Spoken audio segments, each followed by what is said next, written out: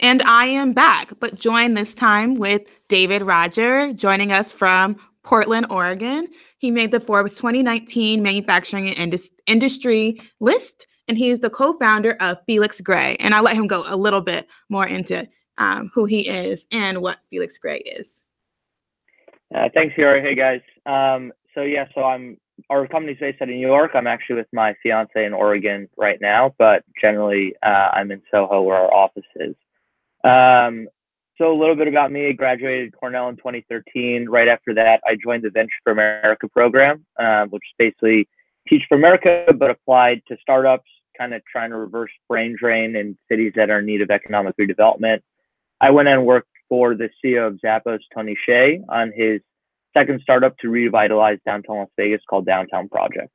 And my job there was to figure out, if we had all these real estate projects going on, if those projects were going to make money or lose money. And basically what that meant was teaching myself how to build models in Excel, financial models in Excel. And I was in front of a screen for 12 hours a day and my eyes started to kill me. And looked around and, everyone's in front of a screen. Half the people were complaining about it in some way or another, and kind of thought, well, why isn't this a thing? Why isn't there a solution? And why are these issues arising? And from talking to industry experts, ophthalmologists, optometrists, it became clear that blue light and glare are two of those main culprits behind what's causing a lot of those negative symptoms. And there are ways to filter blue light, eliminate glare. But for us, it was important to create a proprietary solution that was going to be highly effective, but also look like a normal pair of lenses. Because in addition to taking the function aspect, we wanted to marry that with fashion and with brand, right? So we wanted your eyes to feel good. We wanted you to feel good, you to feel confident in who you were. So take a normal looking pair of lenses that can filter blue light, eliminate glare, combine that with, high quality frame materials, with, beautiful designs. We design them. We say we like them to be classic with a modern twist and above all timeless. We use, premium materials from Germany and from Italy.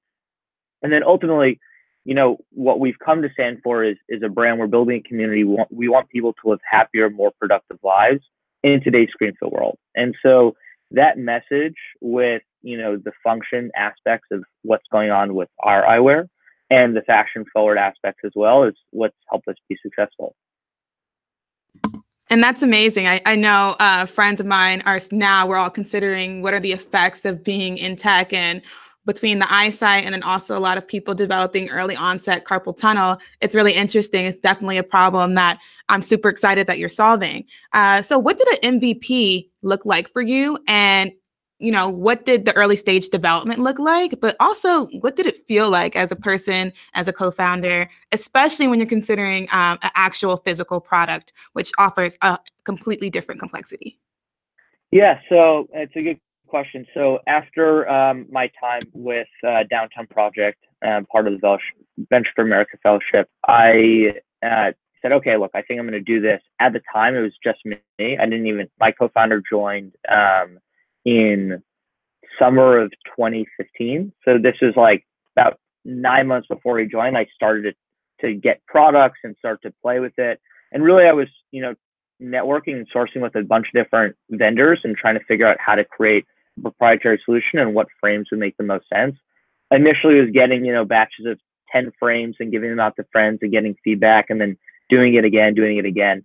Eventually, we solidified a plan for how we were going to develop the lenses, how we were going to develop the frames. And then instead of saying, okay, we're going to launch this, we're going to raise a bunch of money and, we're going to be awesome. We said, okay, this is a new product in the category. A lot of what we heard when we first tried to fundraise was, hey, this is a new product category. Like, good luck building that. No one builds new products. People can take a suitcase and make it better and make it direct to consumer. They can make a toothbrush better, make it direct to consumer, but this is a new product. Like, this doesn't happen. And so for us, we said, okay, well, let's go straight to the source and let's work with people who are in front of screens all day, every day, and see if they enjoy them. So we were in New York at this point, and my co-founder had joined. He came from UBS's Global Asset Management, not a Cornell guy. And he and I basically partnered with a ton of different companies around New York. So Spotify, Uber, Barclays, LinkedIn, WeWork. And we said, look, we'll give up to 50 of your employees free glasses for a 2-week trial period. And at the end, they can either purchase them or they can return them. Free perk, really fun thing. We'll take care of everything. And we're seeing about 1 in 5 of those people end up purchasing out of their own pocket at the end of that 2-week period. So we knew we had something there. With that beta and the things that we had done, we ended up actually getting into Entrepreneur Roundtable Accelerator here in New York. And from that, we ended up launching the company and growing in a more traditional direct-to-consumer way. But for us, as a new product category, it was really important to say, okay, is this something that people actually want? Not only is a product we're building good, but is the market even there? Makes sense. And so I just want to touch on something that you mentioned, right? So there's a lot of direct-to-consumer or digitally native brands that are in the actual ecosystem. But what you mentioned is that you actually did an enterprise strategy to launch, right? Focusing on larger companies to sell your product. Is that strategy something that you plan on still employing, or is it something that you think can be successful within the direct-to-consumer realm?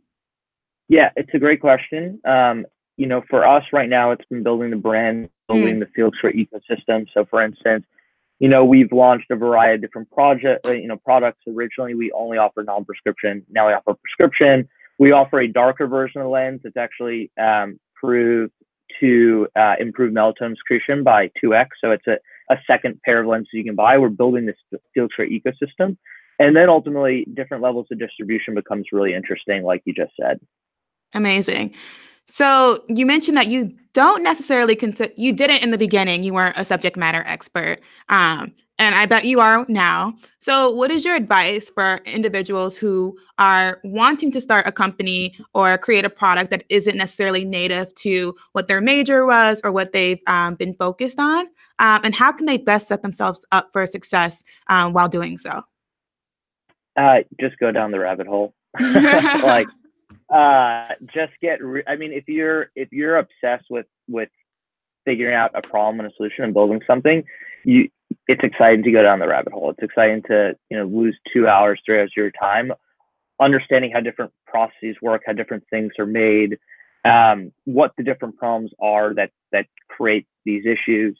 And so, just go down the rabbit hole and then try and just keep yourself really open. So, the internet is going to be helpful to a degree, but then talking to actual subject matter experts is way more useful. And so talking to friends and family that might know someone in that space in some way or another, and then actually getting time to talk to them for 15, 30 minutes, an hour, and learning from them is then going to open up all these other questions that then you're going to dive down other rabbit holes. And eventually you become an expert.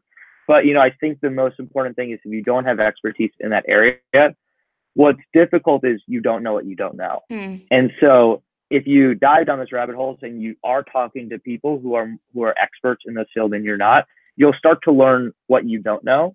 And then that will help you that will ultimately then help you know things. Right. Amazing. And so one thing that you mentioned is that, you were doing Venture for America and then you were working on other projects after that. Would you say that this business is something, or your company is something that you fell into, and that it was a problem that you knew you had to solve, or were you looking to start a company and build a company for a while? So I had wanted to start something, but I was never going to start something to start something. I think that's amazing. Really stupid. I think that if you're searching for a reason, I just want to start a company, don't do that. It's too much work. It's, if you start to get at all bigger, even if you have a couple other employees with you, now other people become dependent on you. If you're just like starting something to start something, I don't agree with that. I think you have to find a problem that you're kind of get obsessed with. For me, I was, basically building all these, models, being in front of Excel, being in front of, my computer all day, every day. And if Felix Gray had existed at the time, I would have just bought a pair of Felix Grays and I would have just look for something else. I'm always looking to problem solve and figure something out and how to make an impact, how to make something better, but I wouldn't have done Felix Gray. Right. And Felix Gray, something that you're passionate about, a problem that was yours when you first started. Where did the name come from? And is it inspired by the struggle that you were going through at the time? So we name all our frames after scientists and mathematicians. So for instance, cool. I'm wearing the Turings right now, Alan Turing. So if you actually go to the bottom of each frame page on the site, you'll actually see like a fun little cartoon, a little bio about that person. The idea is that, a lot of people are using this as a workplace tool in addition to like everyday use, like pure prescription wear. And so we want to, implement some of that, sophistication, intelligence into the brand. Naming frames after scientists, mathematicians makes a lot of sense to do that. So Felix comes from Felix Honecker, who's a character in Cat's Cradle. He's basically the literary equivalent to Einstein. Kurt Vonnegut's one of my favorite authors and also is a Cornell alum, which is cool, unintentional. And then Gray comes from a gray owl. So the logo on the back of each frame is a little owl, and it's a gray owl. So Felix Gray. So one thing you mentioned at the state of your company right now, you're really hyper-focused on branding, and what you're sharing is a part of your branding strategy. I'd like to understand how your brand grew or how it was impacted by making the Forbes 30 under 30 list, or if it was at all. I don't think it was impacted by any means. I think that I think there's a funny thing. I think it was like Marcus Aurelius, who had like a servant that always would go behind him and be like, "You're still human. You're still human." I think it's important that you don't let this stuff go to your head. Like, it's a really cool accomplishment. It's something that I'm obviously proud about, and I feel very honored to be part of that community. But ultimately, like, we didn't start Felix Gray so I could make 30 under 30. We started Felix Gray because there's like this issue and no one was solving for it. And we said, why isn't this a thing? And let's make this a thing. That's a very important nuance that I think is really cool. I'm glad you shared that with us. I also would like to kind of delve into the industry as a whole. And so I have experience in e-commerce, worked at a direct-to-consumer brand, and also we moved into retail very quickly. What are your thoughts on your strategy? Is direct-to-consumer something that you'll stay in? Do you feel like that retail will be a solution? Or what are your thoughts on the symbiotic relationship between retail and e-commerce? And sorry for the viewers for getting a little deep into this stuff, but I think it's really cool to talk about. Yeah, I think it's really, really important. So if you're looking at doing anything in direct-to-consumer at this point, you need to consider that. So when direct-to-consumer started, one of the biggest rises was that social media was rising pretty significantly, and most people did not understand how to market on those platforms, particularly big companies, right?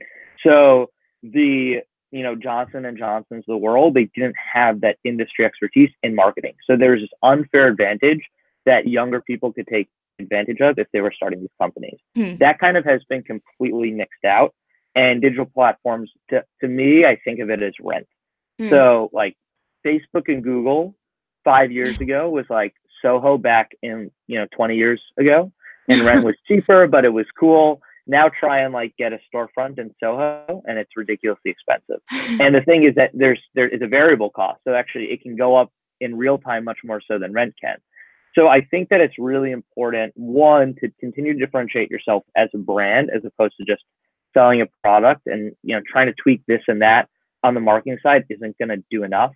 But looking at other levels of distribution becomes incredibly important. So getting a company off the ground and getting a company to 10 million, 20 million in revenue at this point, it works in a direct-to-consumer way. If you want to grow it in a more significant way than that, you want to grow it faster, just putting in money on digital doesn't make sense. And looking for other forms of distribution is the future. And omni-channel, I mean, this has been talked about for years now in D2C, but omni-channel is key. And also acquirers on the other side are not buying brands if they don't have an omni-channel presence. Amazing. So I would love to keep going, and I actually hope that we can connect after and finish this conversation. But as we wrap up, I'd want to hear your favorite spot on Cornell's campus. My favorite spot on Cornell's campus. Man, you should have told me this. You should have prepped me for this. I don't know. You should know this. I'm joking. I know. Well, there's so many different great spots on Cornell's campus. Okay, one of your favorite. We have like 10 seconds, so you have to spit one out. Well, obviously, every time I go back to Cornell, I'm going to CTB, but that's like a really lame answer. Amazing. I'm an autumn sky type of person. That's my favorite sandwich. So plug my, that. my best friend is married to Lindsay Brous, who's like the family of CTB. So I always get hooked up too. So it helps. Amazing. Well, thank you for joining us. Thanks a lot.